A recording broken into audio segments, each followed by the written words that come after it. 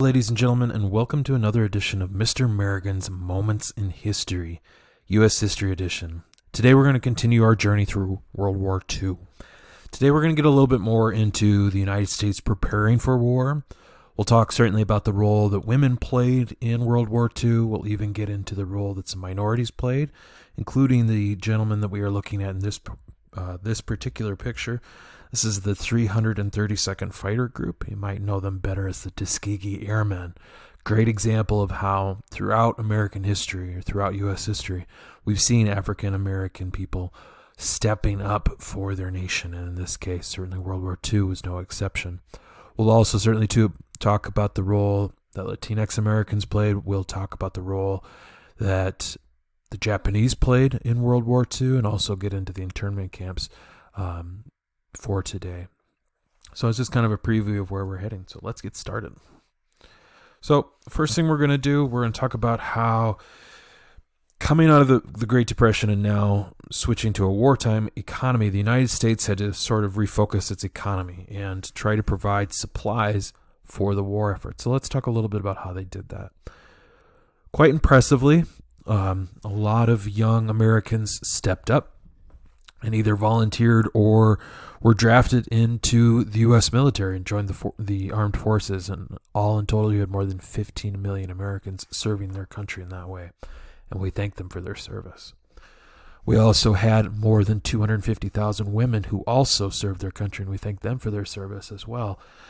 Certainly, they served in a variety of different groups, including the WACs, which was the Women's Army Corps, the WAVES, which was the women appointed for volunteer emergency services in the Navy, as well as women's units in the Marines, Coast Guard, as well as the Army Air Corps. So women, while maybe not taking an active combat role, did still serve some capacity in the military, and they played a very important role in that. You also saw the people who were still going to be not fighting directly in the war having to participate. And so new agencies are going to be created throughout the U.S. in order to speed up mobilization. And when we say mobilization, we're talking about gathering resources and essentially preparing for war. So certainly some of the steps that were done to get the United States there, you had the War Production Board. This supervised automakers in particular and helped them transition from making like civilian cars and, other goods that, we would buy during times of peace, and started to produce things for the war effort, trucks, jeeps, and then even tanks for the war effort. You also had the Office of Price Administration. This would prove to be an important part of the plan because it helps to establish limits on consumer prices as well as rents. Remember, we're just coming out of the Great Depression, and while our economy is going to start to recover, one of the things that we don't want to happen is inflation. And so the Office of Price Administration was certainly trying to make sure that we didn't have this huge influx of prices, as we start to have more supply. You're also certainly going to see the National War Labor Board. And for those of you who have maybe listened to some of the other videos on this channel, you might remember us talking about this during World War I. Same sort of principle. Trying to make sure that any labor disputes could be prevented. So you're going to see this board work very closely with unions because they want to avoid any slowdowns or any strikes that would hurt the war effort or hurt the production of goods for the war. So this group was in charge of making sure everything stayed more or less cohesive. You also have the Revenue Act of 1942, which again introduced corporate taxes and certainly also required individuals to start paying income taxes. And again, this was done to help fund the war effort. You also have the Office of War Information, which promoted patriotism during the war and certainly tried to, instill support for the war as we move forward.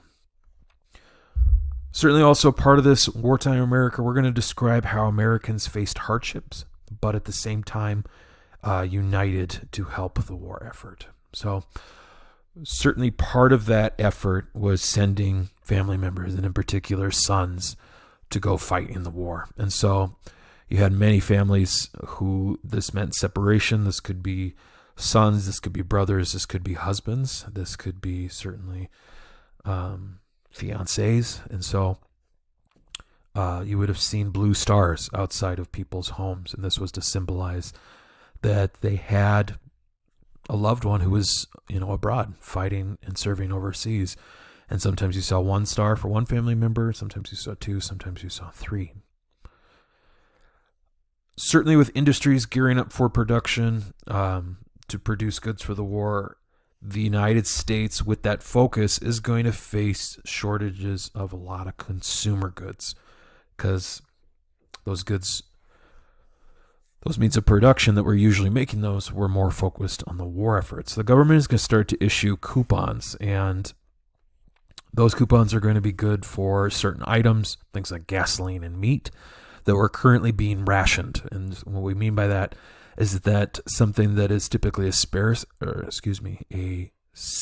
item given out on a limited basis. And so certainly this included a lot of things, including a lot of what we might call foodstuffs that were being rationed, things like sugar, meat, butter, cheese, certainly eggs.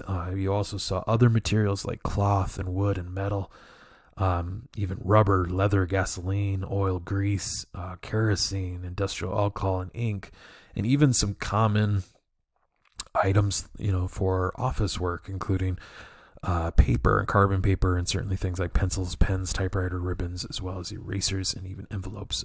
And so everything that could be reused, including automobile tires, parts, belts, whatever could be rationed in order to help provide those for the war effort, certainly was done so.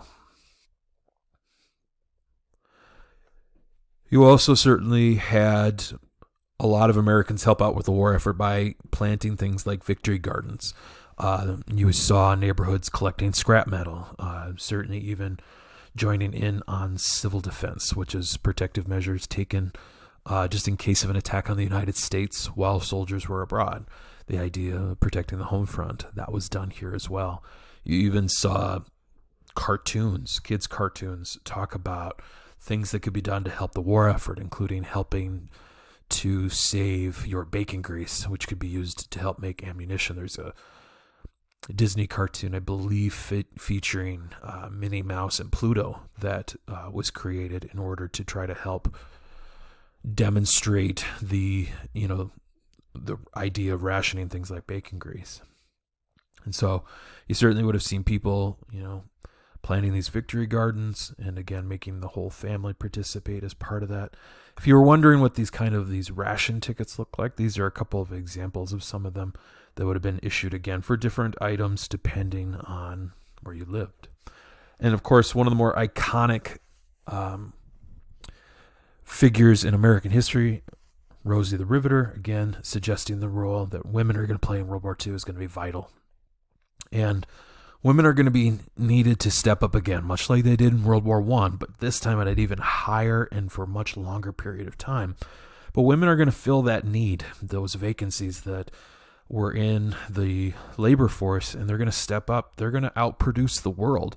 One of the reasons why the U.S. was so successful is that you did see women step up in the war effort, and you did see them continue that production and outproduce countries like Germany and Japan in order to make sure that American soldiers had what they needed to keep fighting. And so big part of what helps win wars is to ensure that you've got the materials you need to fight them. And again, women played a really big role in providing that.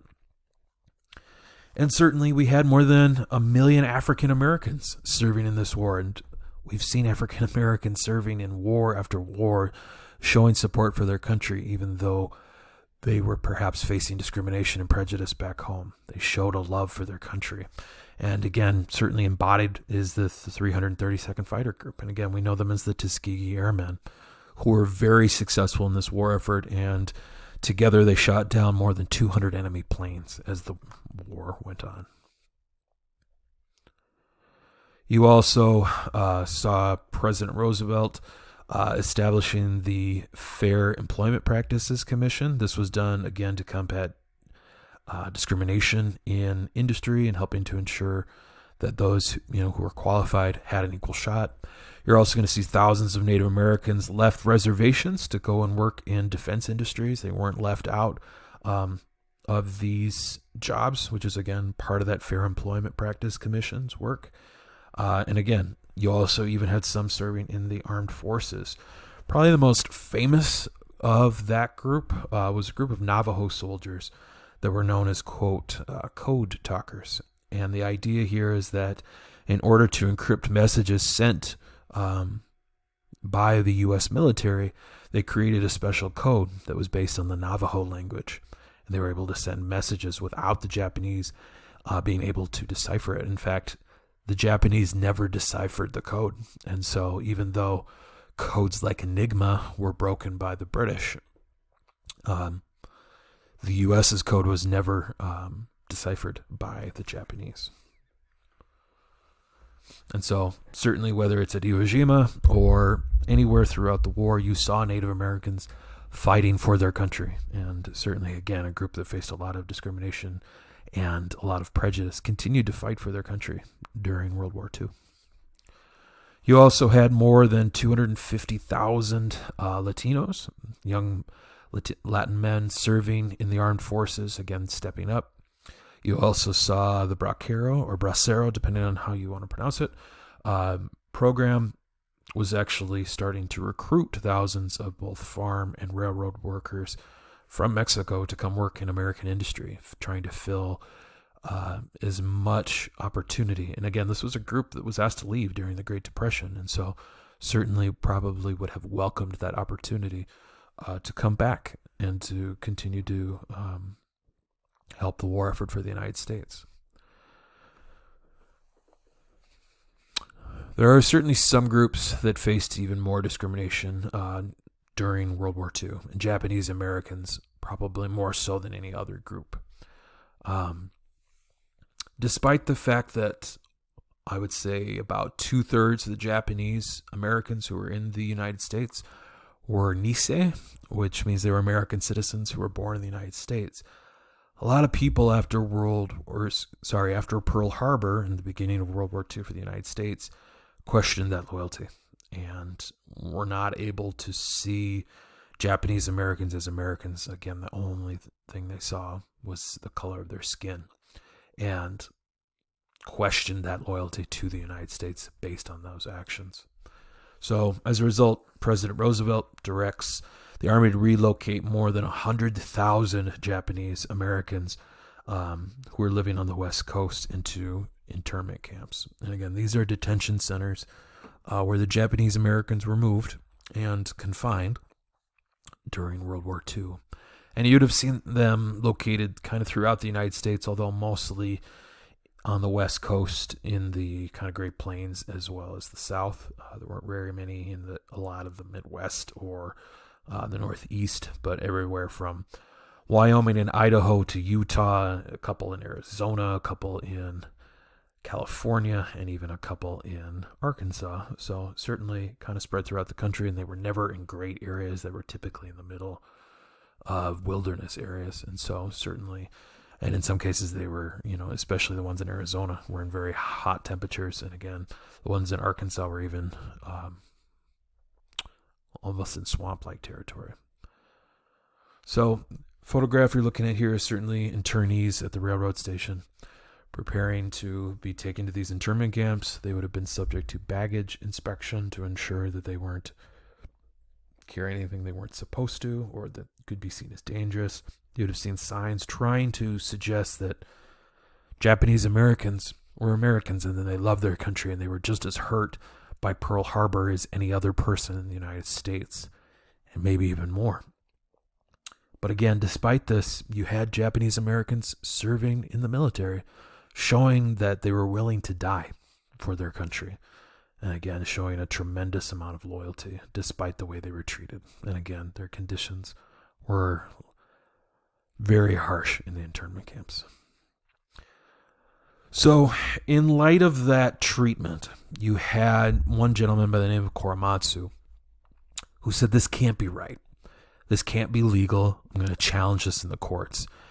And his court case made it all the way to the Supreme Court. In fact, in 1944, Korematsu versus the United States was presented before the Supreme Court.